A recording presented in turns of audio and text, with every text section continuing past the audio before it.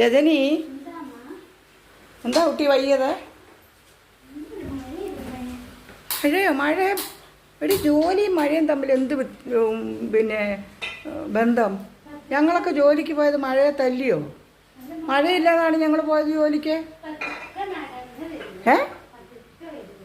നീ അതിന് അമേരിക്കയിൽ നിന്നാണോ വരുന്നത്, അതോ ഇംഗ്ലണ്ടിൽ നിന്നാണോ വരുന്നത്? ഇവിടെ അടുത്തുനിന്ന് തന്നെയല്ലേ വരുന്നത്.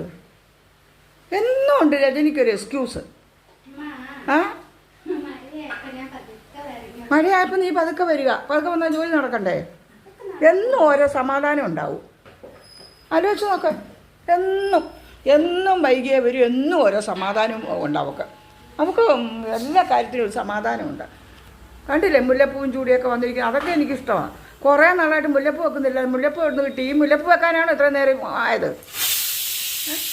പിന്നെ വന്നാൽ ഉടനെ കുറച്ച് അരിയുണ്ട്, അത് വാരി അടുപ്പയിലോട്ട് ആദ്യം അങ്ങിടും.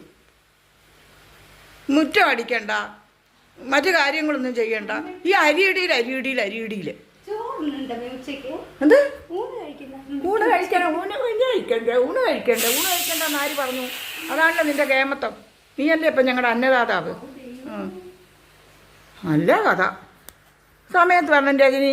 ഈ ചോറും കൂട്ടാനും വെപ്പും മാത്രമല്ല, എല്ലാം ചെയ്യണ്ടേ. നിന്നെ ഇവിടെ ഒരു മകളെപ്പോലല്ലേ ഞാൻ വെച്ചിരിക്കുന്നത്.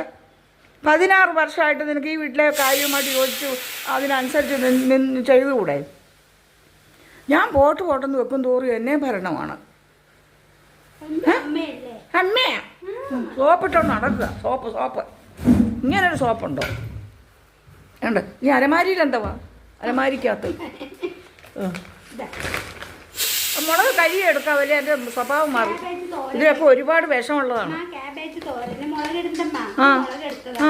അതെ മുളകെടുത്ത് എന്നിട്ട് കഴുകാതെ കടുവറക്കാനിടും. എനിക്ക് വയ്യ എന്തോ. എൻ്റെ ദൈവമേ, കുക്കിംഗ് എന്ന് ഞാൻ നിർത്തിയോ രുചിയോടെ ഒരു സാധനം കഴിക്കാൻ പറ്റുകയില്ല. അവളുടെ രുചി നല്ല ചില ദിവസം അവൾക്ക് നന്നായിട്ട് വെക്കണമെന്ന് തോന്നും, ചില ദിവസം അവളുടെ ഇഷ്ടമാണ്. പിന്നെ ഉള്ള കാര്യം ഞാൻ നിന്നോട് പറയാം, പച്ചക്കറി നീ മര്യാദയ്ക്ക് കഴുകിയിടണം. 100 വിഷമായിട്ടാണ് വരുന്ന പച്ചക്കറി. എത്ര പ്രാവശ്യമായിട്ട് നീ പച്ചക്കറി കഴിയടാ? എടി, എത്ര പ്രാവശ്യം നീ കഴിയാ പച്ചക്കറി? പറ, സത്യസന്ധമായിട്ട് പറ. എനിക്ക് എന്തുണ്ട് ഈ ടർക്കി ഉണ്ടല്ലോ, ഇത് നിനക്ക് കൈവശം തന്നിരിക്കുകയാണ് ആരെങ്കിലും? ഞാനൊരു വീഡിയോ എടുക്കുമ്പോൾ അപ്പോഴതിനകത്ത് നിഴല് പോലെ വരും ടർക്കി.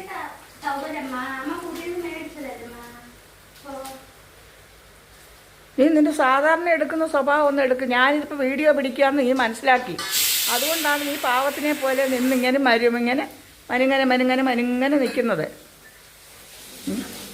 ഈ അടുക്കളയുടെ